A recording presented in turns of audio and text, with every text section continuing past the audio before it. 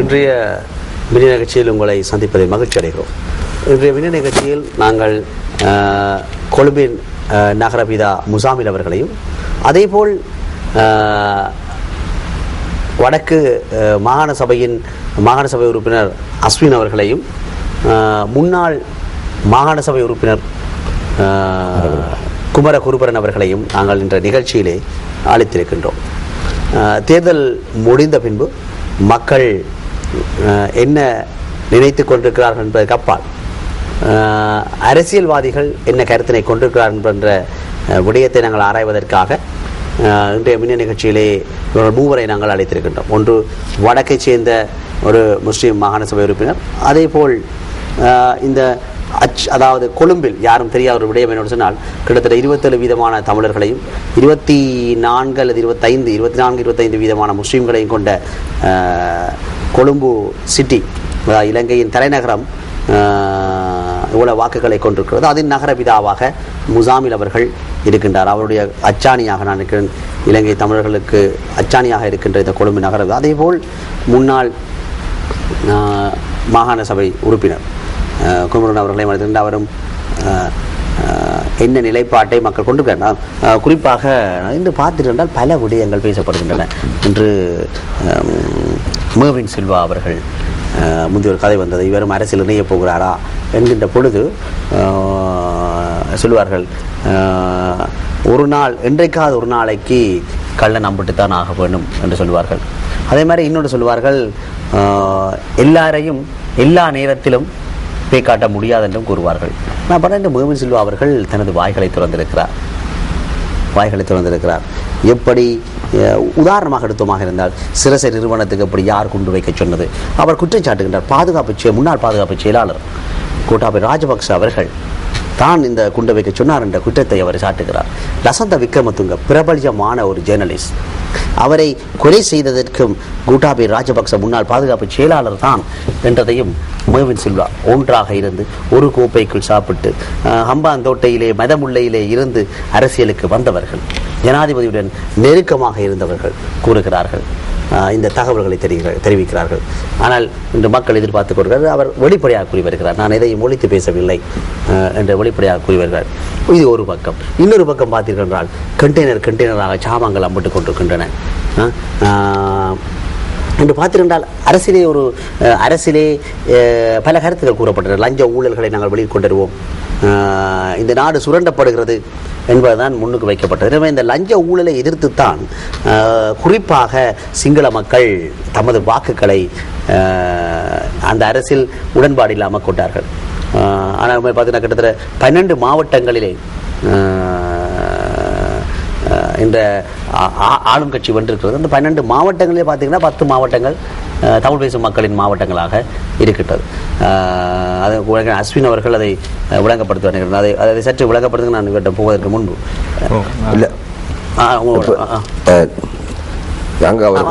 உங்கள்கிட்ட கேட்கிறேன்னு சொன்னால், இந்த தேர்தல் விடுதலை வருவதற்கு முன்னாடி ஒரு பக்கம் குழந்த சாமான்களை கூட பகிர்ந்து கொள்ள முடியாத நிலைமையில் ஜனாதிபதியின் சால்வை போட்ட கப்புக்கள், இப்பொழுது மணிக்கூடுகள், ஆனால் குழந்த சாமான்களை கூட பகிர்ந்து கொள்ள முடியாத நிலைமைக்கு கண்டெய்னர்கள் அம்பிட்டு கொண்டிருக்கின்றன. இதைவிட விமானங்கள் என்றெல்லாம், அதாவது எனக்கு பார்க்கின்ற பொழுது இது அதாவது ஒரு ஆயுத களஞ்சியங்கள் என்பெல்லாம் அம்பிட்டன. ஒரு நாள் பாராளுமன்றத்திலே நான் நினைக்கின்றேன், நானும் பஷீர் சகுதா இன்னும் தௌஃபிக் திருவண்ணாமலை தௌஃபிக்கும் இருக்கின்ற பொழுது கருணாவிடம் நான் கேட்டேன், இந்த அரசாங்கம் சொல்கிறதெல்லாம் பிரபாகரன் அவர்கள் சுகபோக வாழ்க்கை வாழ்ந்ததாக உண்மையில் உங்களுடைய கருத்து என்று கேட்கின்ற பொழுது பஷீர் சகுதாவும் இருந்தார். அப்பொழுது கருணா சொன்னார், இல்லை அது உண்மையில் ஒரு பைத்திய விளம்பரம், நாங்கள் உண்மையில் அவர் பலகையில் தான் படுப்பார், அவர் வாங்கினால் ஒரு செருப்பைத்தான் 6 மாதத்துக்கு பிறகுதான் ஒரு செருப்பையே விடுதலை புலிகள் தேசிய தலைவர் பிரபாகரன் வாங்குவாங்க. அப்பொழுது நான் கேட்டேன் பஷீர் சகுதா அவர்கள் இருக்கிற பொழுது, இதை நீங்கள் வெளியில் சொன்னால் எனக்கு அமைச்சர் பதவி போய்விடும்றாங்க, அப்போ நான் வெளியில் சொல்ல முடியாது என்று அப்போ ஏற்கனவே நீங்கள் அவருடன் ஒரு இராணுவ தளபதியாக அம்பாறைக்கும் மட்டக்களப்புக்கு இருந்தீர்கள். அவருடன் ஒரு பொடி காட்ட மெய்ப்பாதுகாவலனாக இருந்தீர்களே, அந்த நன்றி கடனுக்காகத்தானே சொல்லலாமே என்று சொல்வது. இல்லை, நான் இப்பொழுது அவருடன் பிரிந்து வந்தனான், ஆனால் உண்மையில் அவர் ஆடம்பர வாழ்க்கையை வாழவில்லை என்றார்கள். ஆனால் தற்பொழுது பார்த்தால் இந்த ஜனாதிபதி எப்படி வாழ்ந்தார் என்பதனை பலர் காட்டுகிறார்கள். எனவே இது ஒரு அன்றும் இன்றும் பாரிய ஒரு மாற்றம். இதை இந்த வகையில் பார்க்கிறீர்கள். பல கருத்துக்களை, பல விஷயங்களை நீங்கள் ஒரு குறுகிய நேரத்துக்குள்ளே இந்த அரசாங்கத்தில் என்ன நடைபெற்றது என்பது, இந்த அரசாங்கத்தின் வீழ்ச்சிக்கு என்ன காரணம், இந்த அரசாங்கம் வீழ்ந்ததற்கு பிறகு அங்கே இருந்தவர்கள் வெளியே வந்து பகிரங்கமாக சொல்லக்கூடிய நடந்த கருத்துக்கள், நடந்த விஷயங்களை எல்லாம் வெளியேறி சொல்லக்கூடிய அளவுக்கு இந்த அரசியல் மாற்றம் வந்துவிட்டது.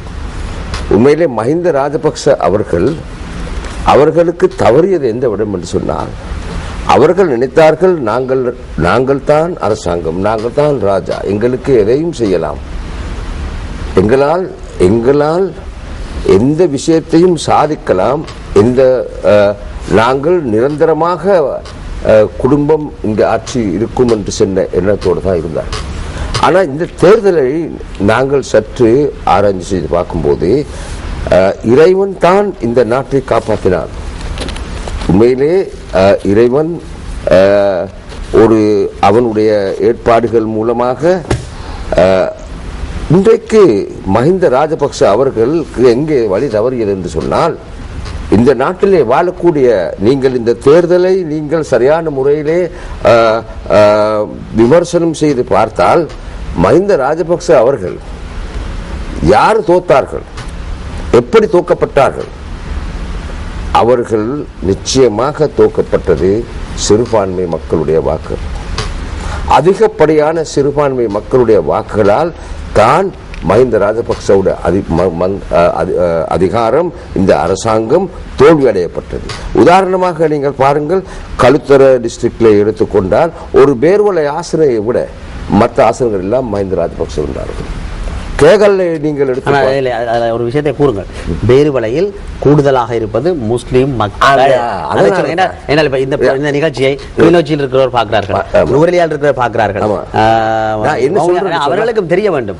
பேருவலை அப்படி என்று சொன்னா, கேகல்ல டிஸ்ட்ரிக்ட்ல எல்லா மாவட்டங்களும் அரசாங்கம் தோல்வியடையப்பட்டது. ஒரு மாவனல்லை தவிர, அங்க மாவனல்லை முஸ்லிம்கள் அதிகமாக இருக்கக்கூடிய, உங்களுக்கு தெரியும், மாவனல்லையில் தான் சந்திரிகாமையார் இருக்கின்ற பொழுது அதாவது எங்களோட ரவுஃப் ஹக்கீம் அவர்கள் வெளியில வாரத்துக்கு காரணமா இருந்தது மாவனல்லையால் தான். மாவனல்லை முஸ்லிம் மக்களுக்கு ஏற்பட்ட அநீதியின் காரணமாகத்தான் நான் நீங்கள் புத்தளம் மாவட்டத்தை எடுத்துக்கொண்டால், புத்தளம் மாவட்டத்திலே 3 தொகுதிகளையும் அரசாங்கம் வெல்லும் போது ஒரு தொகுதி புத்தளம் மாவட்டத்தினால், புத்தளம் எலக்ட்ரேட் புத்தளம் தொகுதி அமோகமாக வெற்றி அளித்ததனால் அந்த மாவட்டத்தையே வெல்லக்கூடிய அளவுக்கு மைத்திரிபாலவுடைய இன்னொரு வகையில பார்க்க போனால் அண்ணன் தோல்விக்கு தம்பி காரணமா இருந்திருக்கிறார். அண்ணன் தோல்விக்கு தம்பி இல்ல. உண்மையிலே நான் என்ன சொல்ல வருகிறேன், முஸ்லிம்கள் மட்டுமல்ல, தமிழ் மக்களும் கூட இந்த அரசாங்கத்திலே கஷ்டப்பட்ட கஷ்டங்களுக்காக வேண்டும். முஸ்லிம்கள் பட்ட கஷ்டங்கள், முஸ்லிம்கள், நான் உங்களுக்கு ஒரு உதாரணத்தை சொல்ல விரும்புகிறேன். மஹிந்த ராஜபக்ச அவர்களுக்கு ஜெனீவாவிலே போன வருடம் ஜெனீவாவிலே இந்த அரசாங்கத்துக்கு எதிராக இந்த பிரேரணை கொண்டு வரும் போது 5000க்கு மேற்பட்ட முஸ்லிம்கள் எங்களுடைய தக்கியாவிலே இருக்கக்கூடிய, அவர்கள் அரசியலில் கலந்து கொள்ள மாட்டார்கள், அந்த தக்கியாவுடைய தலைவர் அவர்கள் மக்கள் 5000 பேர் மேல கொழும்பிலே வந்து ஒரு அமைதியான ஒரு போராட்ட ஒரு எதிர்ப்பை தெரிவித்தார்கள். எல்லா மக்களும் வெள்ளை கொடுத்து கொண்டு வந்து முஸ்லிம்கள் அவ்வளவு தூரத்துக்கு இந்த முறை தேர்தலில் மஹிந்த ராஜபக்ச அவர்களுக்கு அவரை போல் காண வேண்டிய ஒரு தேவை இருந்தது. அவர் சொல்லிட்டார், முஸ்லிம்களுக்கு செய்த அநியாயத்துக்கு நான் இவரை காணுவதற்கோ பார்ப்பதற்கோ நான் விரும்பப்படவில்லை. நான் அரசியல் செய்வதில்லை. அவர்கள் எப்போதும் அந்த ஷேக், நான் உண்மையிலேயே நல்ல மரியாதை சங்கைக்குரிய ஒரு மத தலைவர் அவர்கள் ஒரு காலத்திலேயுமே அரசியலில் பங்கு பெற்றுக் கொள்ளவில்லை. இன்றைக்கு இவர்கள் செய்த அநியாயம். உண்மையிலே நான் கொழும்பிலே எனக்கு ஒரு சிலை வைப்பதற்கு, ஒரு உயிரோடு இருப்பதற்கு ஒரு சிலை வைப்பதற்கு ஒரு அனுமதி கிடைக்கும் என்று சொன்னால் நான் பொதுபல சேனா ஞானசாராவுக்கு தான் நான் சிலை வைப்பேன். அதுல பக்கத்துல கோட்டாபய ராஜபக்சங்க வைக்கத்தானே நீங்க பாதுகாப்பு கோட்டாபய ராஜபக்சங்க அந்த சிலை அரசாங்கம் கோட்டாபய ராஜபக்சங்க ஒரு சிலை வைக்கும். நிச்சயமாக அரசாங்கம் தவறுவிட்ட காரணம் என்னவென்றால், அரசாங்கம் சொன்னது எந்த ஒரு விஷயத்தை எடுத்துக்கொண்டாலும் சர்வதேச சதி சர்வதேச சதி சர்வதேச சதி என்று தான் சொன்னார்கள். ரணில் விக்ரமசிங்க அவர்களுக்கு இந்தியா, அவர்கள் இங்கிலாந்துக்கு போனாலும் சிங்கப்பூருக்கு போனாலும் டயஸ்போராவை காண போறார்கள். மைத்ரிபால சிறிசேனா அவர்கள் இங்கே ஒரு அபேட்சகராக வந்தால் அது ஒரு சர்வதேச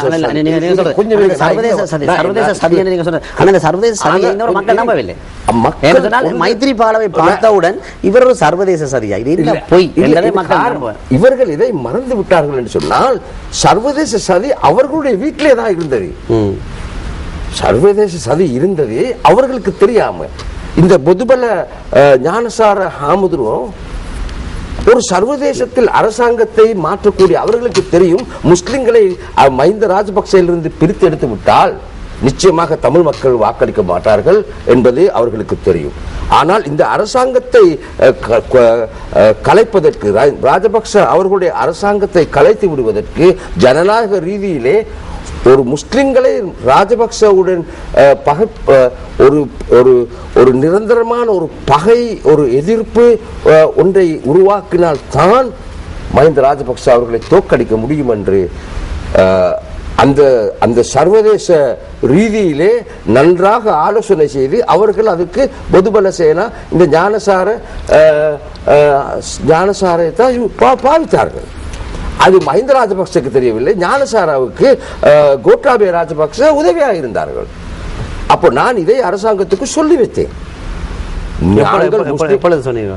நான் இதை இந்த ஞானசாருடைய இந்த நடவடிக்கைகள் உங்களுக்கு எதிராகத்தான் கடைசி முடிவில் நடக்கும்.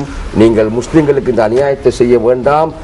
இந்த முஸ்லிம்கள், நாங்கள் உங்கள் மஹிந்த ராஜபக்ச அவர்கள் 2500 இந்த நாட்டிலே ஜனாதிபதி ஆக்கிறது முஸ்லிம்களுடைய வாக்குதான். முஸ்லிம்கள் தான் அவர் 1,80,000 அவர் வெல்லும் போது யாருடைய வாக்கு? வடகிழக்கிலே 1,00,000க்கு அதிகமான முஸ்லிம்கள் அங்கே வாக்களித்தார்கள். தென் இலங்கையிலே 80,000க்கு மேல் முஸ்லிம் மக்கள் வாக்களித்தார்கள்.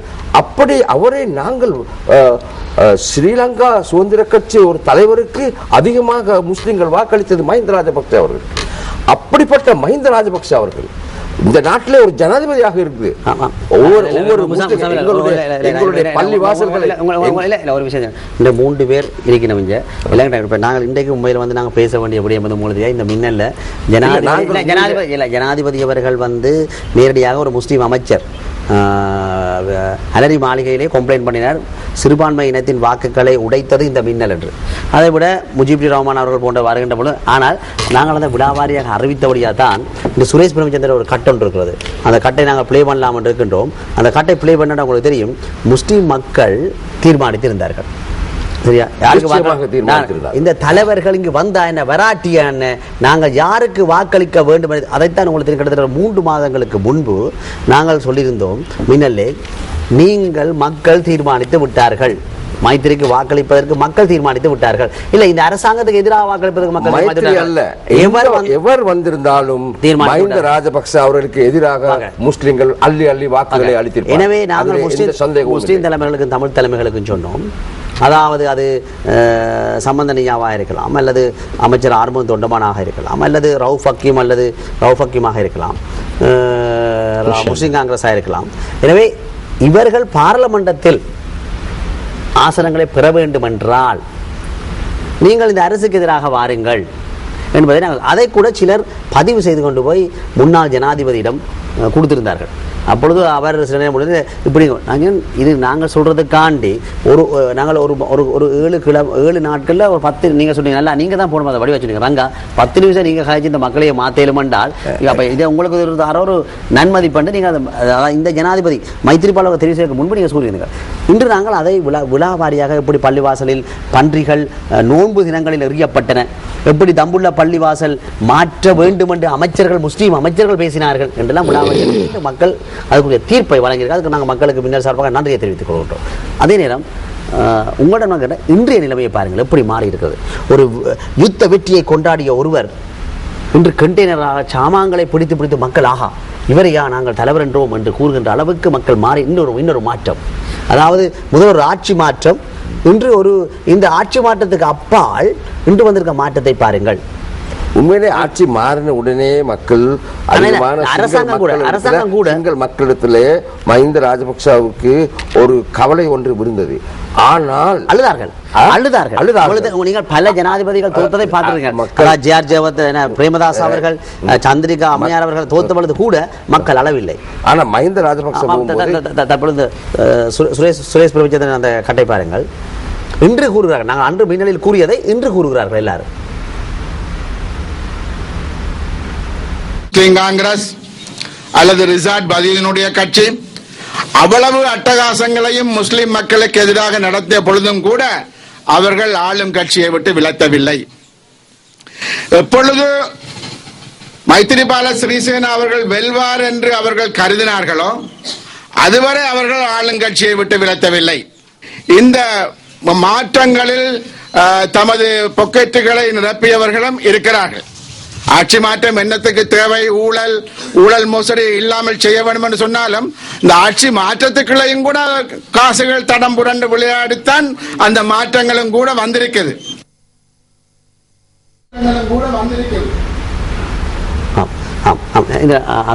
நீங்கள் ஒரு வடக்கு மாகாண சபையில் இருக்கின்ற வகையிலே இன்று உங்களுடைய அரசியல் பிரவேசம் முதலாவது உங்களை நாங்கள் மின்னலுக்கு உங்களுடைய கட்சியை நாங்கள் அழைத்திருக்கின்றோம். உங்கள் கட்சியை சுருக்கமாக ஒரு நிமிடத்துக்கு கூறிவிட்டு உங்களுடைய கண்ணோட்டம் இந்த தேர்தலில் இந்த வகையில் இருக்கிறது. முதலாவது உங்களுக்கு நாங்கள் நன்றி சொல்லிக் கொள்ள வேண்டும். நல்லாட்சிக்கான தேசிய முன்னணி NFGG என்கின்ற எங்களுடைய இந்த முன்மாதிரி அரசியல் இயக்கம் முஸ்லிம் சமூகத்தை அடித்தளமாக கொண்டு இந்த நாட்டிலே சமூக நீதிக்கான, இந்த நாட்டிலே நல்லாட்சிக்கான ஒரு தேசிய அரசியல் வேலை திட்டத்தினை நாங்கள் முன்னெடுத்து வருகின்றோம். கடந்த 10 வருடங்களுக்கு மேலாக எங்களுடைய அரசியல் பங்கு பெற்றுதல்கள் உள்ளூர் மட்டங்களிலே இருந்திருக்கிறது. இப்பொழுது நாங்கள் தேசிய மட்டத்துக்கு வந்திருக்கின்றோம். இந்த நாட்டிலே முஸ்லிம் சமூகமாக இருந்தால் என்ன, ஏனைய சமூகங்களுடைய அரசியல் பிரதிநிதித்துவங்களாக இருந்தால் என்ன, நல்லாட்சி முறைமைக்கு ஒரு பாரிய தட்டுப்பாடு நிலவிய காலத்திலே நாங்கள் நல்லாட்சி குறித்து பேசியிருக்கிறோம். ஆனால் இப்பொழுது எல்லோருடைய வாய்களிலும் நல்லாட்சி குறித்து பேசுகின்றார்கள். அது வரவேற்கத்தக்க விடயம். அதை நாங்கள் ஒரு பாசிட்டிவாக பார்க்கிறோம். அது உண்மையிலேயே தேவையான ஒரு விடயம்தான். ஆனாலும் கூட முஸ்லிம் சமூகத்தை பொறுத்தவரையிலே இந்த நாட்டிலே ஒரு தனித்துவமான இனமாக, ஒரு தனித்துவமான அரசியல் அடையாளத்தோடு செயல்பட்ட காலத்திலே எங்களுக்கு தெரியும், வடக்கு கிழக்கிலே முஸ்லிம் சமூகத்தையும் தமிழ் சமூகத்தையும் பிரிக்கின்ற பாரிய சதிகள் அண்மை வரை பசில் ராஜபக்ச அவர்களுடைய தலைமையின் கீழே, அவருடைய ஒழுங்கு முறைகளின் கீழே, குறிப்பாக கிழக்கு மாகாணத்திலும் வடக்கு மாகாணத்திலும் அதற்கான வேலை திட்டங்கள் நடைபெற்றுக் கொண்டிருந்தன. முஸ்லிம்களுடைய மீள்குடியேற்றத்தை தமிழர்கள் தடுக்கின்றார்கள் என்ற கருத்தை ஏற்படுத்துவதற்காக யாழ்ப்பாணத்தில் இருந்த ஒரு அமைச்சர் பயன்படுத்தப்பட்டார். தமிழர்களுடைய மீள்குடியேற்றத்தை ஒரு முஸ்லிம் அமைச்சர் தடுக்கிறார் என்ற ஒரு கருத்தை மன்னாரிலே ஒரு முஸ்லிம் அமைச்சரை வைத்து அவர்கள் ஏற்படுத்தினார்கள். எங்களுக்கு தெரியும், மன்னார் ஆயர் அவர்களுக்கு எதிராக நடந்த பிரச்சனைகள், மன்னார் நீதிமன்றத்தில் ஏற்பட்ட பிரச்சனைகள் எல்லாம் எங்களுக்கு தெரியும். இந்த விடயங்கள் எல்லாம் ஒரு பின்புலத்தோடு கூடிய விடயங்கள். அதே போன்றுதான் தென்னிலங்கையிலே முஸ்லிம் சமூகத்தையும் சிங்கள மக்களையும் பிரிப்பதற்காக கோட்டாபய ராஜபக்ச அவர்களுடைய வழிகாட்டலின் கீழே பல பிரச்சனைகள் இந்த நாட்டிலே நகர்ந்தேறின. எனவே நாங்கள் சிந்தித்தோம், இந்த நாட்டிலே முஸ்லிம் சமூகம் தனித்துவமான அரசியலை மேற்கொள்ள வேண்டுமா, அதற்கான தேவை இருக்கிறதா என்று நாங்கள் ஆராய்ந்த பொழுது உண்மையில் அப்படியான ஒரு தேவை முஸ்லிம் சமூகத்திலே கிடையாது. நாங்கள் இந்த நாட்டின் தேசிய சமூகம் என்ற வகையில் இந்த நாட்டினுடைய நன்மைகளுக்காக, இந்த நாட்டினுடைய தேசிய நலன்களுக்காக உழைக்கின்ற ஒரு அரசியல் அமைப்பை உருவாக்க வேண்டும் என்ற அடிப்படையில் தான் நல்லாட்சிக்கான தேசிய முன்னணி உருவாக்கப்பட்டது. அதனுடைய செயல்பாடுகள் மிக நீளமானது. இன்னும் ஒரு சந்தர்ப்பத்திலே அதனை நாங்கள் புரிய வைக்கலாம். எங்களுடைய முதலாவது அரசியல் செயல்பாடாக வடக்கு மாகாணத்திலே குறிப்பாக தமிழ் முஸ்லிம் உறவை ஏற்படுத்துகின்ற அடிப்படையில் வடக்கு மாகாண சபை தேர்தலிலே நான் மன்னார் மாவட்டத்திலே போட்டியிட்டேன். தமிழ் தேசிய கூட்டமைப்பினுடைய பட்டியலில் தான் என்னுடைய போட்டியீடுகள் நடைபெற்றது. ஒரு அலையன்ஸாக நாங்கள் ஒரு உடன்படிக்கையில், ஒரு புரிந்துணர்வு உடன்படிக்கையின் அடிப்படையில் அவர்களோடு இணைந்து நாங்கள் கடமையாற்றியிருந்தோம். அங்கே எங்களுக்கு பல சாதகமான மாற்றங்கள் ஏற்பட்டன. ஆனால் முஸ்லிம் சமூகத்திலே இதனை புலிகளோடு இணைந்து விட்டார்கள். காத்தான்குடியிலே பள்ளி வாயில்களிலே சுட்டுக் கொண்ட புலிகளோடு எதற்காக நல்லாட்சிக்கான தேசிய முன்னணி உறவுகளை வைத்துக் கொண்டது என்றெல்லாம் விமர்சனம் செய்தார்கள். பல்வேறு அந்நேரம் சரியா, நான் இந்த மின்னல் நிகழ்ச்சியிலே பார்த்திருக்கிறேன், பல முறை கேட்டிருக்கிறேன். காத்தாங்குடியிலே முஸ்லிம் மக்களை கொண்டது பல்ட குற்றம் என்று. அந்நேரம் விடுதலை புலிகளின் வடக்கு, அதாவது அம்பாறை மட்டக்களப்பு தளபதியாக இருந்தவர் கருணா அவர்கள், அவருடைய தலைமையில் நடந்த குற்றம் கூறிய ஹிஸ்புல்லா கூட அதே பள்ளிவாசலுக்கு அவரை அழைத்து வரவில்லையா? அழைத்து வரவேற்பு நிகழ்த்தியிருந்தார். ஆனால் அப்பொழுது அந்த காத்தாங்குடியில் இருந்த முஸ்லிம் மக்கள் எப்படி ஐயா அந்த பள்ளிவாசல் சமூகத்தினுடைய அரசியல் அப்பாவித்தனத்தை அவர்கள் உங்களுடைய கட்சி முஸ்லிம் ஒரு தமிழ் தேசிய கூட்டமைப்பு சேர்ந்தால் புலிகளுடன் இணைந்து விட்டீர்கள். ஆனால் அவருடைய தலைமையிலே காத்தான்குடியிலே பள்ளிவாசலில் சுட்டுக் கொல்லப்பட்ட பொழுது அந்த பள்ளிவாசலுக்குள்ளேயே அவர் பிரதியமைச்சராக அழைத்துக் கொண்டு போக முடியும் என்றால் நிச்சயமாக எப்படி சமூகத்தினுடைய அரசியல் அப்பாவித்தனத்தை இவர்கள் இவ்வாறு பயன்படுத்தி இருக்கின்றார். நான் சொல்ல வருகின்ற விடயம் என்னவென்றால், நாங்கள் அதுல இன்னும் கொஞ்சம் கூட்டி ஒரு அதே போல நான் இன்னும் ஒன்று கேட்கிறேன் உங்களுக்கு. கருணாவை எப்படி ஒரு முஸ்லிம் பள்ளிக்கு அழைப்பித்து முஸ்லிம்களை அநியாயமாக படுகொலை செய்த அந்த கருணாவை எப்படி இவர்கள் அழைத்தார்கள் என்ற ஒரு கேள்விக்குறி. அதே மாதிரி அறந்தலாவிலே இந்த நாட்டிலே இருக்கிற பௌத்த பிக்குகளை வெற்றி கொத்தி மிகவும் கஷ்டப்பட்டு கொலை செய்த அந்த கருணாவை மஹிந்த ராஜபக்ச அவர்கள் எப்படி அவருடைய தொட்டிலே வைத்துக் கொண்டார் என்பதையும் ஒரு கேள்விக்குறி. அது உண்மையை சிங்கள மக்களுடைய பிரச்சனை.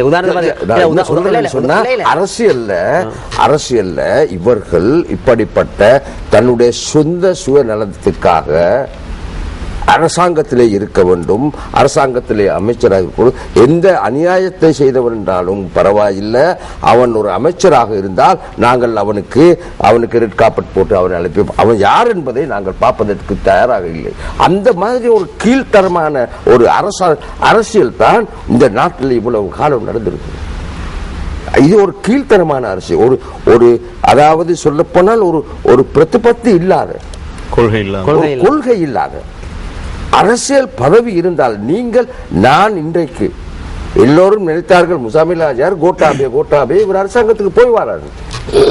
நான் எந்த கட்டத்திலும் இந்த மின்னல்ல நான் உங்களுக்கு சொல்லியிருக்கிறேன், நான் ஐக்கிய தேசிய கட்சி, நான் நொம்பரேக்கே யூஎன்பி கார, நான் இந்த கட்சியை விட்டு போக மாட்டேன். ஆனால் கொழும்பிலே நடக்கக்கூடிய சில அபிவிருத்திகளுக்காக நான் அரசாங்கத்தோடு சேர்ந்து, ஆனால் அவர்கள் செய்து எல்லாம் சரி என்று சொல்லி இதுவரையில இந்த அரசாங்கத்திலே எந்த விதமான ஒரு உதவியை பெறாத ஒரு அவர்களோட இருந்து, அதுதான் எனக்கு இருந்த இன்றைக்கு நான் தலையிலிருந்து யாருக்கும் எனக்கு பேசக்கூடிய ஒரு கௌரவம் இருக்கின்றது. காரணம் என்ன?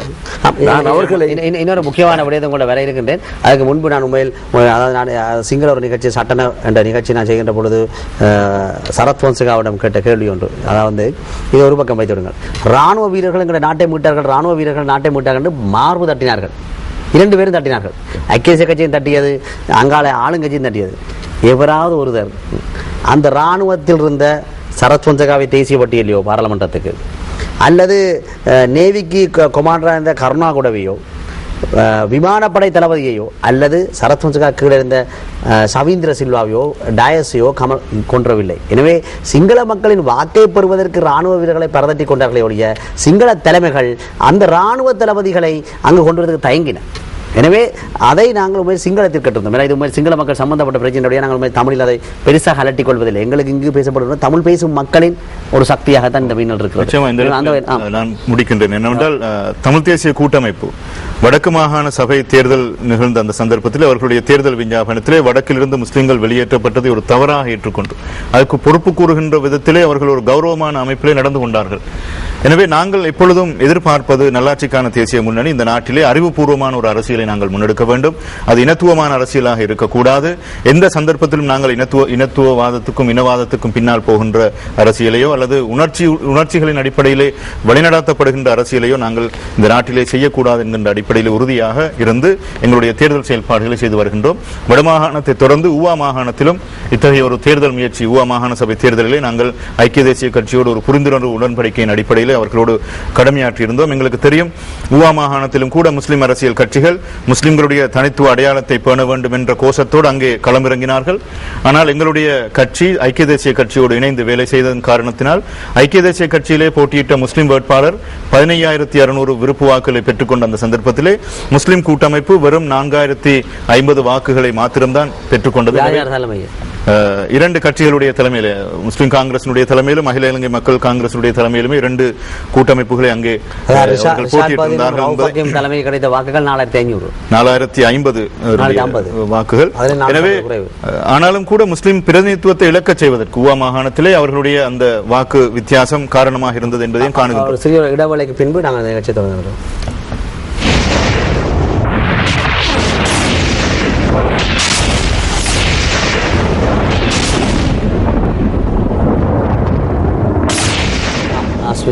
எனவே எங்களுக்கு தெரியும், ஊவா மாகாண சபை தேர்தலை தொடர்ந்து ஊவா மாகாண சபை தேர்தல் இந்த நாட்டில் இடம்பெறுகின்ற சந்தர்ப்பத்திலும் கூட முஸ்லிம் சமூகம் பல்வேறு அச்சுறுத்தல்களை எதிர்நோக்கி கொண்டிருந்தது. அந்த சந்தர்ப்பத்தில் தான் ஜனாதிபதி தேர்தலும் அறிவிக்கப்பட்டது.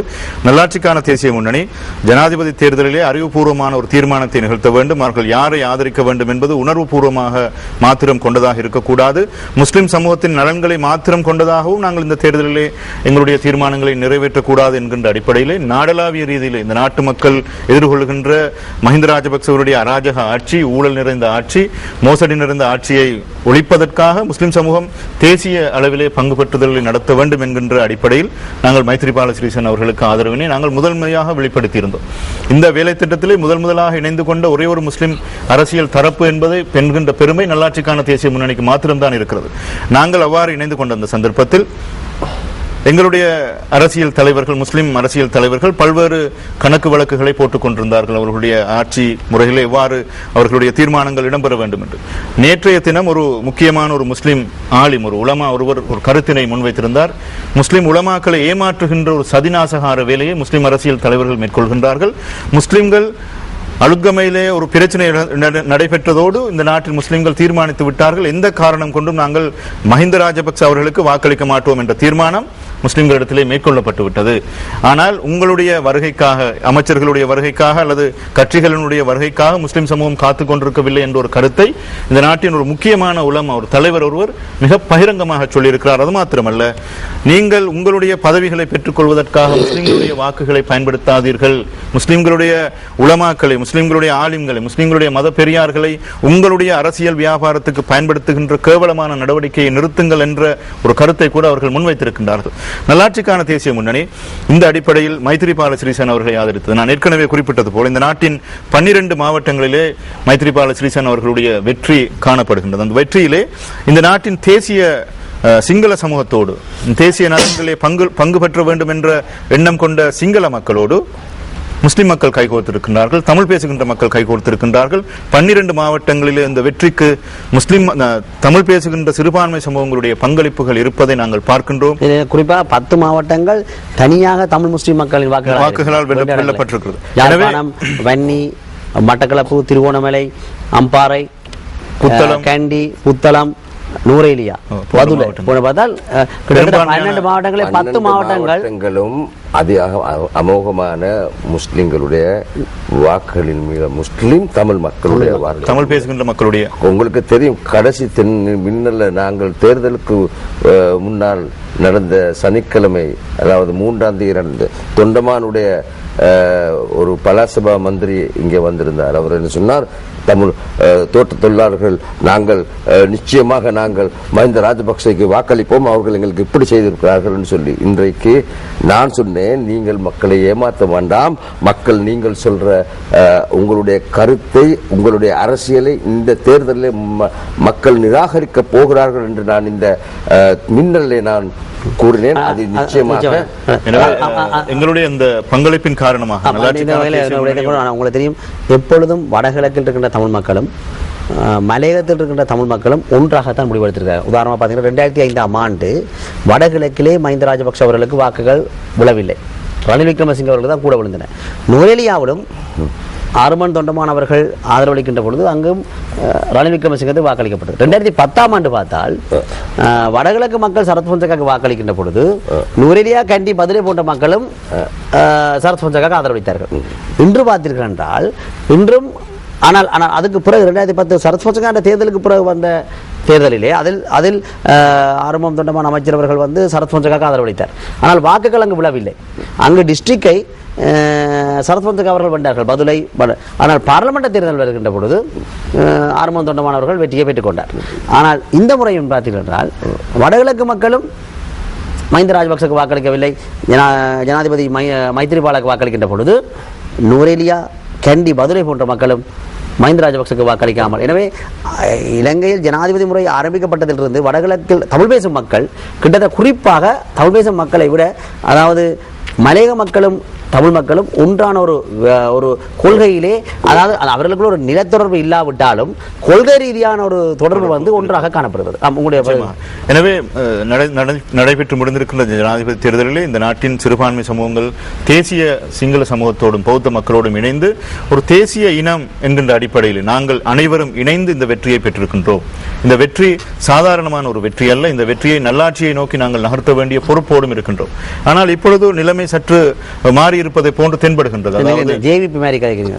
அனுமதிசானாகவும் இதான் கூறினார், ஆட்சியை மாற்ற வேண்டும் என்று கதைத்தவர் அரசு இறுதியாக இதிலே வந்து இது பழைய வைன் புதிய போத்தில்லையா என்று பேசினார் ஜேபி. நேற்று சட்டன சிங்கள புகாமிலே வந்த வசந்த அதாவது மத்திய மாகாண சபையின் ஜேபியின் உறுப்பினர்கள், முன்னாள் பாராளுமன்ற உறுப்பினர்களும் வசந்த சமரசிங்க அவர்களும் இதே பாணியில், அதாவது அந்த முன்னாள் அரசாங்கத்திலிருந்து கொள்ளையடித்தவர்கள், களவெடுத்தவர்கள், தற்போது பிடிபன்ற கண்டெய்னர்களுக்கு சொந்தமாயிருந்தவர்கள் மீண்டும் இந்த அரசுக்குள் புகுந்து விட்டார்களா என்ற ஒரு கேள்வி. குறிப்பாக அவர் கேட்ட கேள்விகளிலே, அதாவது தற்பொழுது ஹில்டன் ஹோட்டலின் சேர்மனாக இருக்கின்ற திருக்குமார் நடேசனுடன் இந்நாள் ஜனாதிபதி மஹிந்த ராஜபக்ஷ அவர்களை பார்ப்பதற்கு முன்னாள், அதாவது எதிர்க்கட்சி தலைவர் முன்னாள் பிரதம மந்திரி அவர்கள் சென்றது ஏன் என்ற கேள்வியினை அவர்கள் கேட்டிருந்தார். உங்களோட கதையை பார்த்தால் தற்பொழுது சற்று நான் சொல்வதை சரியாக புரிந்து கொள்ளணும். அதாவது நான் நினைக்கிறேன், ஒரு கொள்கை சார்ந்த அரசியல் செய்கின்ற ஒருவருக்கும் இந்த பரந்த பார்வை இருக்கின்றது. நாங்கள் இப்பொழுது ஒரு ஆட்சி மாற்றத்திலே ஒரு பங்காளிகளாக நாங்கள் இருந்திருக்கின்றோம். இப்பொழுது இந்த ஆட்சி மாற்றத்திலே நல்லாட்சியை அமுல்படுத்துவதற்குரிய காரணிகள், அதற்கான நடவடிக்கைகள் இடம்பெறுகின்றனவா என்பதற்கு நாங்கள் ஒத்துழைப்பு நல்கின்றோம், அதனை அவதானித்து வருகின்றோம். நீங்கள் ஏற்கனவே குறிப்பிட்டது போல முன்னைய ஆட்சி காலத்தில் இருந்த பல மோசடிகளோடு தொடர்புடைய, ஊழல் மோசடிகளோடு தொடர்புடைய பல அமைச்சர்களும் பல பாராளுமன்ற உறுப்பினர்களும் இப்பொழுது இடம் மாறி இருக்கின்றார்கள் என்ற ஒரு கருத்தை நீங்கள் குறிப்பிட்டு அந்த ஆதங்கம் எங்களுக்கும் இருக்கிறது. ஆனால் இதனை நாங்கள் ஒரு அவதானிக்கின்ற ஒரு காலமாக, அவர்களுடைய நல்லாட்சிக்கான நடைமுறைகள் நடைபெற்றுக் கொள்கின்ற இந்த சந்தர்ப்பத்தில் அவற்றை அவதானிப்பதற்குரிய ஒரு இடைவெளியாக நாங்கள் இதனை அவதானிக்கின்றோம். அந்த வகையில் எங்களுக்கு ஒரு நம்பிக்கை இருக்கிறது, இந்த ஆட்சியிலே ஒரு நல்லாட்சி ஏற்படும், இந்த ஏற்பட்டிருக்கின்ற மாற்றம் ஒரு சிறந்த மாற்றமாக தொடர்ந்து முன்னெடுக்கப்பட வேண்டும் என்கின்ற அந்த நம்பிக்கை எங்களுக்கு. தொலைபேசி அழைப்பை ஏற்றுக்கொள்ளவில்லை. இங்கு இருக்கின்றவர்களிடமே ஏற்கனவே கூறிட்டு வராங்க, நானும் இந்த நிகழ்ச்சியில் வந்திருக்கிறேன் என்று கூறின்ற பொழுது உண்மையை நாங்கள் 8:38, 8:40, 6:40 ஆகிவிட்டது. எனவே அதனால் நாங்கள் தொலைபேசி அழைப்புகளை நாங்கள் இணைத்துக் கொள்ளவில்லை. என்றால் இங்கு வந்திருக்கிறவர்களுக்கு பேசுகின்றதுக்கு பல விடயங்கள் இருக்கின்றன. ஏனென்றால் மின்னலில் நாங்கள் துணிந்து பேசினாலும் உங்களுக்கு தெரியும், ஆளுங்கட்சி இருக்கின்ற அமைச்சர்கள் பாராளுமன்றத்திலேயே முஸ்லிம் மக்களுக்கு எதிராக நடந்த அநியாயத்தை பேச முடியாமல் வாயில் சிப்பை போட்டுக் கொண்டிருந்தார்கள். இந்நாள் பிரதம மந்திரி ரணில் விக்ரமசிங்க அவர் பேசுகின்ற பொழுது கூட ஒரு முஸ்லீம் அமைச்சர் தான் எழுப்பி சொன்னார், இதை பற்றி முஸ்லீம் மக்களை பிரச்சனை நாங்கள் பார்க்குறோம், நீங்கள் கதைக்காதீங்க என்று சொல்லுகின்ற ஒரு நிலைமை இருந்தது. ஆம், இந்த தேர்தலை எந்த வகையில் பார்க்கிறீர்கள்? இந்த தேர்தலை பொறுத்தவரையிலே தமிழ் மக்களை பொறுத்தவரையிலே தமிழ் மக்கள் இந்த ஆட்சி மாற்றத்தில் பூரண பங்களிப்பு செய்திருக்கிறார்கள். ஏனென்றால் நான் பார்ப்பதை படித்தான் ஜனாதிபதி தேர்தல், இந்த தேர்தலிலே ஜனாதிபதி அவர்கள் 4,50,000 மெஜாரிட்டி எடுத்திருக்கிறார் என்று சொன்னால், யாழ் மாவட்டம் வன்னி மாவட்டம், திருவண்ணாமலை மாவட்டம், மட்டக்களப்பு மாவட்டத்தை மட்டும் எடுத்தால் கூட 7,44,000 வாக்குகள் தமிழ் பேசும் மக்களுடைய வாக்கு. எனவே இந்த ஆட்சி மாற்றத்தை தமிழ் பேசும் மக்கள் சிறப்புற செய்திருக்கின்றார்கள். ஏனென்றால் தமிழ் தேசிய கூட்டமைப்புடன் பேசாமலே நான் வெற்றி பெறுவேன் என்று சொன்னவர் மஹிந்த ராஜபக்ச அவர்கள். அவருக்கு தகுந்த பாடத்தை தமிழ் மக்கள் போட்டியிருக்கிறார்கள். உங்களுக்கு தெரியும், இந்த மின்னல் தேர்தலுக்கு முன்னர் பெற்ற மின்னல் கூட நீங்கள் உட்பட நாங்கள் தெளிவாக சொல்லியிருந்தோம். தமிழ் மக்கள் தீர்மானித்து விட்டார்கள், தமிழ் பேசும் மக்கள் தீர்மானித்து விட்டார்கள். உண்மையாக சொல்ல போனால் எங்களுடைய நகராதிபதி அவர்கள் சொன்னது போல பொதுபல சேனாவுக்கு நன்றி சொல்ல வேண்டும். இன்றைக்கு முஸ்லீம் தலைமைகள் இறுதி வரை தங்களுடைய கருத்தை சொல்ல முடியாமல் முடியும் வரை ஒரு கட்சிகள் முடிவெடுக்கவில்லை என்றால் இதான் முதல். ஆனால் முஸ்லீம் மக்கள் முடிவெடுத்து விட்டார்கள். முஸ்லீம் மக்கள் அந்த முடிவெடுப்பதற்கு காரணமாக அமைந்தார்கள் பொதுபல சேனாவின். ஆனால் தமிழ் மக்களை பொறுத்தவரையிலே இந்த நாட்டிலே அந்த நிகழ்ச்சியை என்ன பகுதி என்றால் அந்த பொதுபல சேனாவினால் பள்ளிவாசல்களுக்குள் நடந்த அக்கிரமங்கள், பன்றிகள் வெட்டி போடப்பட்டதுகள், பல விடயங்களை நாங்கள் மின்னலில் பேசுகிறோம் என்று சொன்ன முஸ்லீம் அமைச்சரும் இந்த அரசாங்கத்தில் இருக்கிறார்.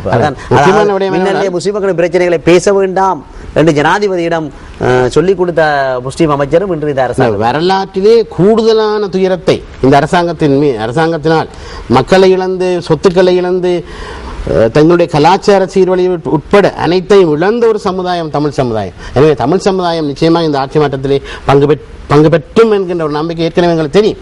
அதனால் தான் தலைமைகள் எப்படி காலந்தாழ்ந்து முடிவெடுத்திருந்தாலும் கூட தமிழ் பேசும் மக்கள் அந்த முடிவெடுத்திருக்கின்றார்கள். அதில் வெற்றி கண்டிருக்கின்றோம். எனவே இருக்கின்றது என்னவென்றால் இந்த அரசாங்கத்தின் மீது நாங்கள் கொண்டிருக்க நம்பிக்கை, இந்த நம்பிக்கை வீண் போகக்கூடாது. அதை இந்த அரசாங்கம் வீணாக்காது. நிச்சயமாக தமிழ் மக்களுடைய அதிகார பரவலாக்களை பொறுத்தவரையிலே போதிய அளவு அதிகார பரவலாக்கள் இடம்பெறுமான ஒரு சந்தேகம் இருந்தது. ஏனென்றால் சில தலைவர்கள் தேர்தலுக்கு முன்னர் மல்வத்தோடும் அஸ்கிரியோடும் சொன்னார்கள் 13வது திருத்தம் வரை தான் எங்களுடைய அதிகார பரவலாக்கள். ஆனால் இன்று சற்று நம்பிக்கை பிறந்திருக்கின்றது. ஏனென்றால் வடக்கை பொறுத்தவரையிலே கூடுதலான அதிகார பரவலாக்களை கொடுப்பதற்கு இன்றைக்கு அரசு தயாராக இருக்கின்றது.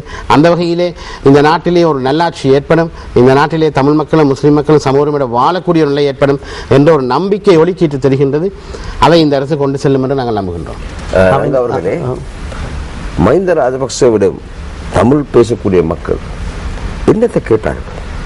ரொம்ப உதாரணமாக சொல்ல போனால் வடக்கிலே தேர்தல் மாகாண சபை தேர்தல் முடிந்தவுடனே இவர்கள் முதலாவது கேட்டது இங்கே இராணுவத்திலே இருக்கக்கூடிய கவர்னரை வெளியனுப்பி நீங்க ஒரு சிவில் கவர்னரை நீங்க போடுங்க. சிவில் கவர்னர் இல்ல, சிவிலியர் சொல்றேன். சிவிலியனுடைய அவர்கள் ஒரு தமிழ் கவர்னர் கேட்கவில்லை. இன்றைக்கு பாருங்கள், 2 நோர்த்தில், அதாவது வடக்கிலேயும் கிழக்கிலேயும் நீங்க சொல்றபடி நான் விட்டுருக்கேன். ஏன்னா உண்மையில இந்த மின்ன நிகழ்ச்சியிலே உண்மையில இந்த செத்த பாம்புகளை நாங்கள் அடிப்பதில்லை. ஏன்னா செத்த பாம்புகளை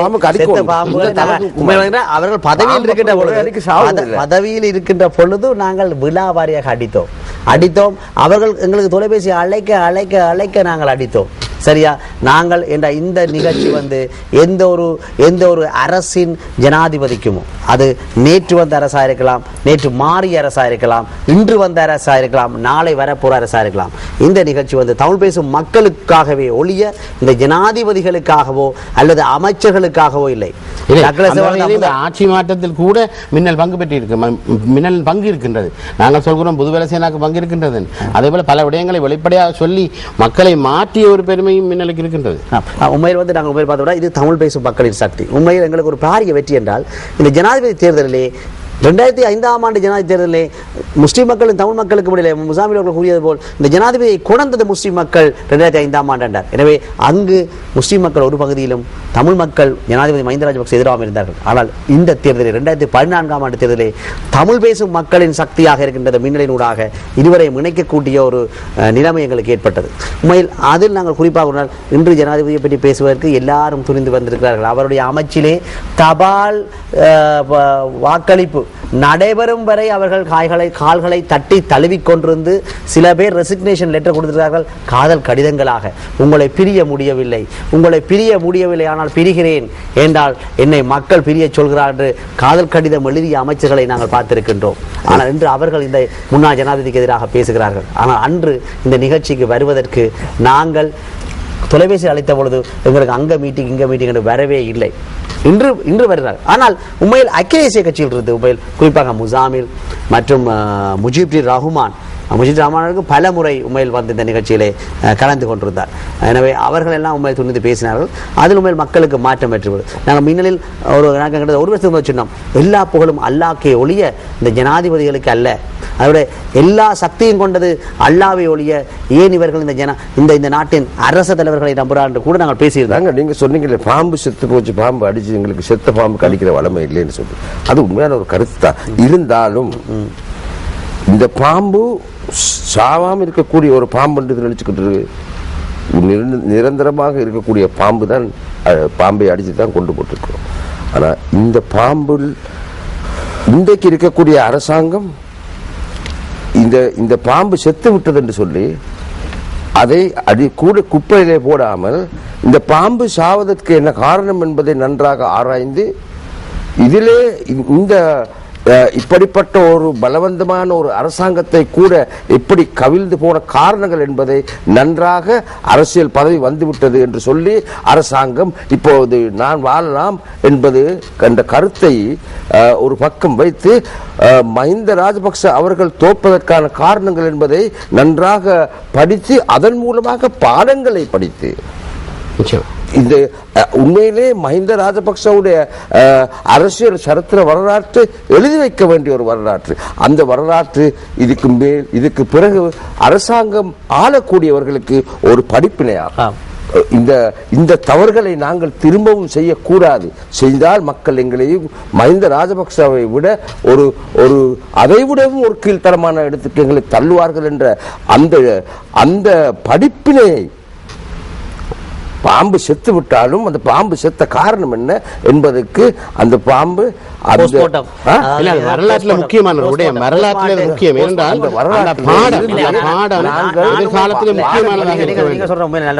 நான் இங்க கூறுவது என்று சொன்னால், இந்த விடயங்களை வெளிப்படையாக பேச வேண்டியதுக்கு பல புத்திஜீவிகள் வந்தார்கள்.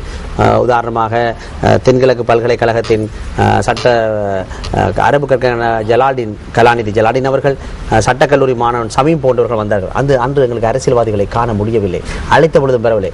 உண்மையில் தர்கா டவுன் பத்தி எறிந்த பொழுது கூட கடைசியாக நான் மின்னலிலே ட்ரெய்லர் அடித்தேன், ரவுஃப் ஹக்கீமை ரிஷாட் பௌதரின் அழைக்கிறோம் என்று வர மாட்டேன்றார்கள், அழைக்கிறோம் என்று தான் கூட்டணும். அதற்கு பின் வந்தார்கள். அதற்கு கூட காத்தான்குடியில் இருக்கின்ற ஒரு நகரசபை உறுப்பினர், எமது தலைவர் ரிஷாட் பௌதரை நீங்கள் அழைக்காமல் எப்படி ட்ரெய்லர் போடுவீர்கள் என்று எனக்கு எதிராக கருத்துக்களை காரசாரமாக போட்டார். ஆனால் இன்று என்ன நடந்திருக்கு? காத்தான்குடியின் தலைமை இன்று எம்பிஸ் கண்ட குவாட்டசமான மாதி வலையில் ஒழிய வேண்டிய ஒரு நிலைமை ஏற்பட்டிருக்கிறது. அன்று அவர்கள் எங்களை ஒழிக்க முற்பட்டார்கள், இன்று இவர்கள் ஒழிய வேண்டிய நிலைமை. நீங்கள் இந்த மாற்றத்திலே இன்னொரு பார்த்தால் முதல் நீங்கள் குரல் கொடுத்தீர்கள். ஆனால் இன்று நல்லாட்சி நடைபெறுகிறதா அந்த 100 நாள் வேலை திட்டத்தில் பார்க்கின்ற பொழுது அதில் உங்களை காணவில்லை. எவர் இந்த முன்னாள் அரசாங்கத்திலிருந்து பள்ளிவாசல் உடைக்கின்ற பொழுது 2 கைகளையும் தூக்கினார்களோ, எவர் நோன்பு தினங்கள், அதாவது முஸ்லிம் மக்களின் புனித தினமான அந்த 40 நாள் நோன்பு தினங்களிலே பண்டிகள் வெற்றி பதுளை பள்ளிவாசல் போன்ற பள்ளிவாசல் தூக்கி எறியப்பட்ட பொழுது வாய்மூடி மௌனிகளாக இருந்தார்களோ, அவர்கள் எல்லாம் வந்திருக்காங்க. உங்களை காணவில்லையே.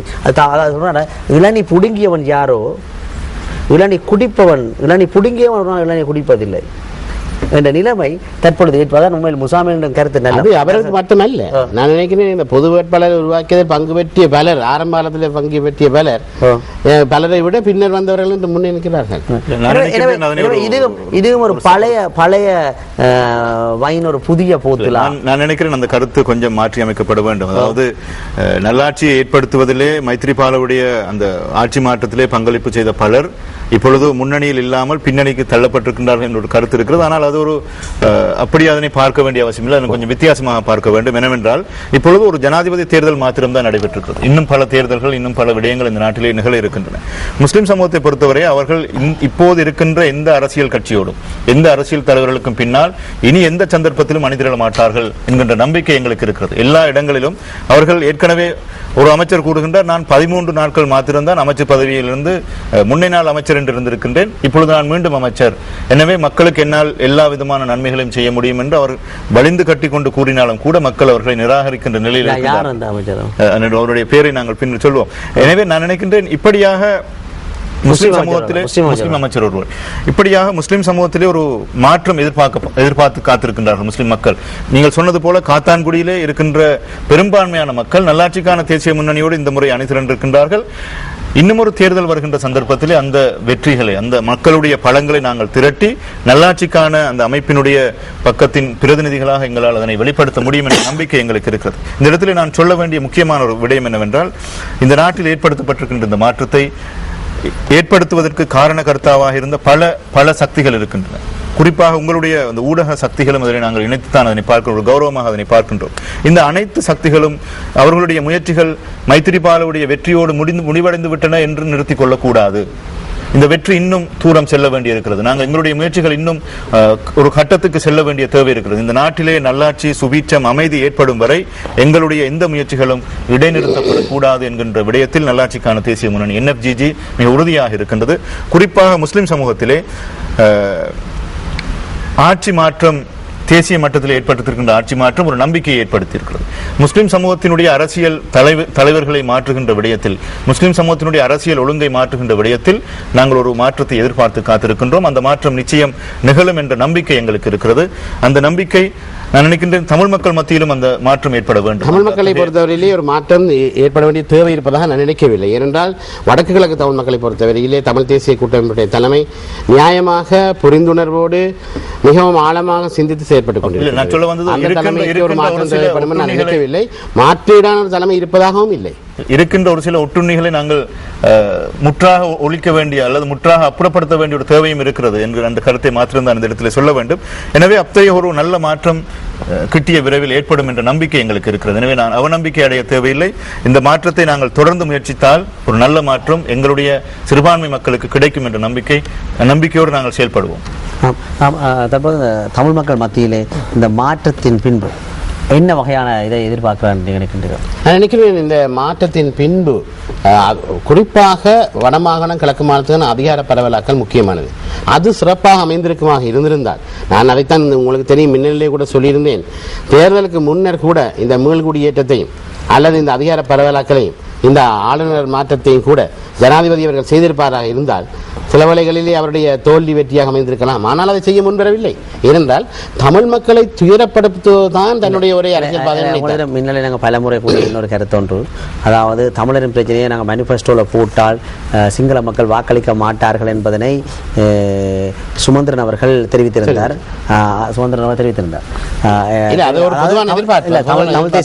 அதை முற்றுமுழுதாக எதிர்த்தவர் தான் இந்த சுரேஷ் பிரேமச்சந்திரன். இல்லை, நீங்கள் தேர்தல் விஞ்ஞாபனத்தில் தமிழரின் பிரச்சனையை போடுங்கள் என்றார். எனவே அந்த கருத்துடன், அந்த சுரேஷ் பிரேமச்சந்திரன் கருத்துடன் உடன்பட்டவர்களாகத்தான் நாங்கள் மின்னணு கட்சியை காட்டிருக்கோம். என்று சொன்னால் 94ஆம் ஆண்டு விடுதலை புலிகளுக்கு, அதாவது தமிழ் மக்களுக்கு என்று கூறவில்லை, சந்திரிகா அம்மையார் சொன்னால் விடுதலை புலிகளுக்கு 10 வருடம் இந்த நாட்டை கொடுக்க போறேன் என்று சொன்ன பொழுது 62% மக்கள் இலங்கையில் வாக்களித்தார்கள். ஆனால் விடுதலை புலிகளின் தேசிய தலைவர் பிரபாகரனை கொண்டதாக மஹிந்த ராஜபக்ஷ அவர்கள் சொன்ன பொழுது கூட அவருக்கு விழுந்த வாக்குகள் 54% தான். அவரால் அந்த 62% வாக்கை இந்த 15 மில்லியன் ரெஜிஸ்டர்ட் ஓட்டிலே கிட்டத்தட்ட 12 வீதத்துக்கு மேலே இருக்கிற புடிஸ்ட். ஆனால் அந்த 12 மில்லியன் மக்களின் வாக்குகளை ஜனாதிபதி மஹிந்த ராஜபக்ஷனால் பெற முடியவில்லை. அதே மாதிரி 2001ஆம் ஆண்டு அந்நேரம் சொன்னார்கள், சந்திரிகாவுக்கு வாக்களியுங்கள், இந்த நாடு பிரபாகருக்கு கொடுக்கப்படும் என்று ஐக்கிய தேசிய கட்சி ரணில் விக்ரமசிங்க தலைமையில் பிரச்சாரம் நடைபெற்றுள்ளப்பட்டது. மக்கள் கேட்கவில்லை. 2002ஆம் ஆண்டு பாருங்கள், ரணில் விக்ரமசிங்க அவர்கள் சொன்னார் 10 வருடம் நாட்டை கொடுப்போம் என்று சொல்லவில்லை, இடைக்கால நிர்வாகத்தை கொடுப்போம் என்று சொன்னார். அப்பொழுது SP திசாநாயக்காவுக்கும் ரணில் விக்ரமசிங்க அவர்களுக்கும் பொட்டை வைத்து, நீங்கள் இவர்களுக்கு வாக்களித்தால், ரணிலுக்கு வாக்கை கொடுத்தால் பிரபாகரனுக்கு நாடு போகும் என்று சொன்னார்கள். 2002ஆம் ஆண்டு ரணில் விக்ரமசிங்க அவர்கள் ஆட்சிக்கு வந்தார். எனவே சிங்கள மக்கள் எப்பொழுதும் இந்த அதிகார பகிர்விலே எப்பொழுதும் அவர்கள் எதிராக நின்றதில்லை என்ற கருத்தை நாங்கள் கடந்த 3 வருடங்களாக வைத்து வருகிறோம் மின்னலிலே. ஆனால் அரசியல் தலைவர்கள் ஒரு நாளும் ரெடி இல்லை தமிழர்களுக்கு தீர்வை கொடுப்பதற்கு. அதனால் அவர்கள் நினைப்பது என்ன, நாங்கள் தமிழர்களின் பிரச்சனைகளை வெளியில் கொண்டோம் என்றால் எங்களுக்கு வாக்கு உலா. அவர்கள் மன ரீதியாக, உளர் ரீதியாக தமிழ் பேசும் மக்களுக்கு இந்த பிரச்சனையை தீர்க்க வேண்டும் என்பதை மஹிந்த ராஜபக்ஷவிடம் அது அல்ல. மஹிந்த ராஜபக்ஷ சுயமாகவே தமிழ் மக்களுக்கு எதுவும் செய்வதில்லை. அவர்களை துயரப்படுத்தி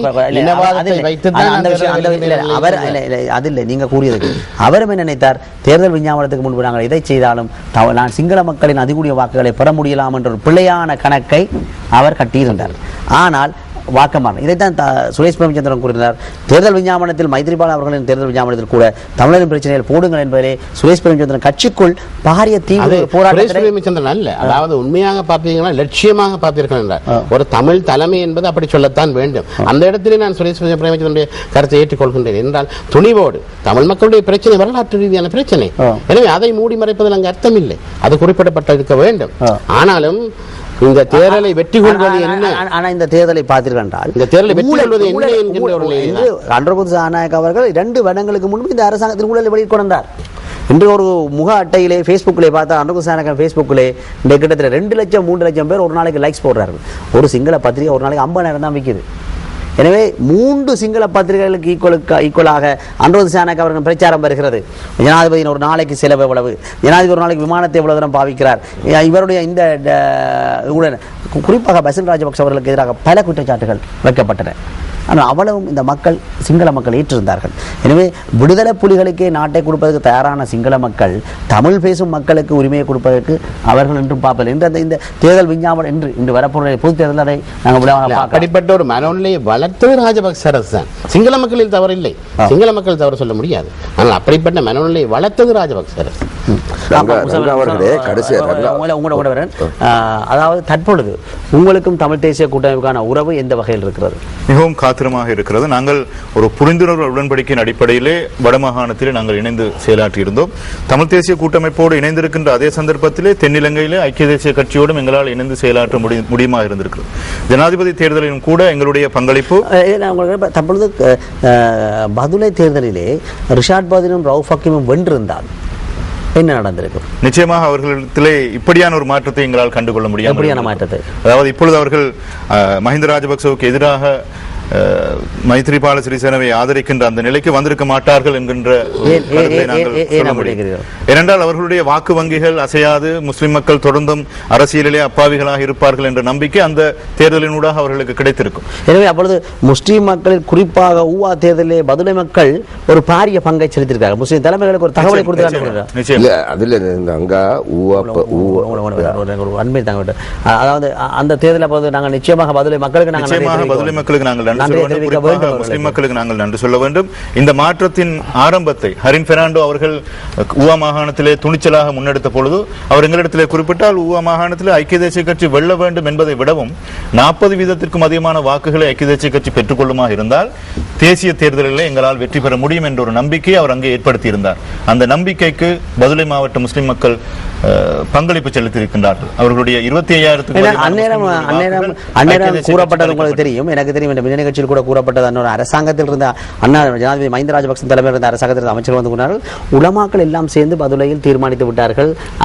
அந்த இரண்டு நிலையில் கூறப்பட்டது உங்களுக்கு ஞாபகம் தெரியும். ஆனால் தெரியுமா அந்த விடயம் என்ன கூறப்பட்டது? ஆனால் ஒரு உலமாக்கள் இணைந்து ஒரு தீர்மானம் எடுத்திருக்கிறார்கள். முஸ்லிம்களுடைய அரசியல் கட்சிகளின் பின்னால் நாங்கள் நிற்க வேண்டும், அவர்களை பலப்படுத்த. எப்படி மக்கள் மாறாக ஐக்கிய தேசிய கட்சிக்கு வாக்களித்தார்? அவை உண்மையிலேயே போலியாக சொல்லப்பட்டது. பொறுத்தவரையில அங்க வந்து முஸ்லீம் காங்கிரஸுக்கோ ரிஷாடுக்கோ அங்க பெரிய ஒரு வாக்கு அங்க பதுளை இது இல்லை.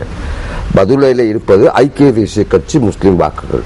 அவர்களுக்கு எப்ப பார்த்தாலும் அவர்களுக்கு ஒரு 4,000-5,000 வாக்குகளுக்குள்ளதான். உண்மையிலே அந்த தேர்தல் காலத்திலே நானும் கூட இவர்களுக்கு அவர்களுடைய அபேட்சகரை ஐக்கிய தேசிய கட்சி பட்டியலை போடுவதற்காக பேச்சுவார்த்தை நடத்தினோம். ரவுஃப் ஹக்கீமோடையும் ரிஷாடோடையும். ஏலா போற காரணம் என்னவென்று சொன்னா அவர்கள் எங்களுடைய ஒரு அபேட்சகரை நாங்கள் போட வேண்டிய அதே வீட்டில் இருந்து அவர்களுக்கு இன்னும் ஒரு அபேட்சகர் போட வேண்டும். அவர்களுக்கு 2 அபேட்சகர்கள் நான் தாரன்னு சொன்னோம். ஆனா அவர்களுக்கு நாங்கள் சொன்னோம், நீங்கள் வந்து வெளிமடையில கேட்கக்கூடாது, வெளிமடையில உங்களுக்கு நாங்கள் கொடுக்க மாட்டோம் என்றால் வெளிமடையில் தான் ஐக்கிய தேசிய கட்சியின் பிரதான வேட்பாளர் இருப்பது. அவர்களுக்கும் வெளிமடையில இருந்து ஒரு அபேட்சகரை போட வேண்டிய நிலைமை இருந்தது. அதை நாங்கள் நிராகரித்தோம். அல்லது பேச்சுவார்த்தைகள் நடந்த இது நல்லாட்சிக்கோ யாருக்குமோ தெரியாது. அவர்கள் வந்து 2 பேர் கேட்டார்கள். கபீர் ஹாஷிம் அவர்கள் ஏலாண்டு சொன்னார்கள். நான் சொன்னேன், நாங்க இவர்களையும் போட்டு வைத்தால் எங்களுக்கு ஒரு முஸ்லிம் பிரதிநிதித்துவத்தை எடுத்துக்கொள்ளலாம். அந்த பிரதிநிதித்துவம் யாரும் ஆகாது, ஐக்கிய தேசிய கட்சி பிரதிநிதித்துவம் நிச்சயமாக வரும். அப்ப அவர்கள் கேட்ட அந்த 2 வேட்பாளர்கள் வெளிமடையிலே ஒரு ஆளை கேட்டார்கள். நாங்கள் சொன்னோம் வெளிமடையிலே கொடுக்க முடியாது, நீங்கள் வேற எங்க இருந்து 2 பேரை போடுங்கள். அந்த பிரச்சனையில தான் அவர்கள் தனியே போய் கேட்டார். அதாவது உண்மையில் ஒரு அபேட்சகர் முக்கியமா இன்று அரசாங்கத்துக்கு அந்த நேரம் ஒரு தகவல் கொடுக்கணும், முஸ்லிம் மக்களுக்கு எதிராக நீங்கள் செய்வதை அந்த விஷயத்திலே நாங்கள் உறுதியாக இருந்தோம். நாங்கள் 2 அவர்களுக்கு கொடுப்பதற்கு கூட நாங்கள் தயாராக இருந்தோம். 2 வேட்பாளர்கள் போடுவதற்கு அதிகமான பெரும் வாக்குகள் இருப்பது ஐக்கிய தேசிய கட்சிக்கு. அங்கே இருக்கக்கூடிய அவர்களுடைய இருந்த அந்த 4000 வாக்குகள் 5000 வாக்குகளை எங்களுடைய பட்டியலிலே சேர்த்துக் கொள்ள முடியுமா இருந்தால் நாங்கள் ஒரு முஸ்லிம் பிரதிநிதித்துவத்தை நாங்கள் நிச்சயமாக எடுத்திருப்போம். அப்ப ஐக்கிய தேசிய கட்சி தலைவர்கள் எதிர்த்தார்கள் 2 கொடுக்க முடியாது என்று சொல்லி. நான் அவர்களுடைய வாக்குவாதம் சொன்னேன், எங்களுக்கு ஒரு பிரதிநிதியை எடுப்பது அபேட்சகர் 3 பேர் போடுவதை விட ஒரு பிரதிநிதித்துவத்தை பெறுவதுதான் முக்கியம்.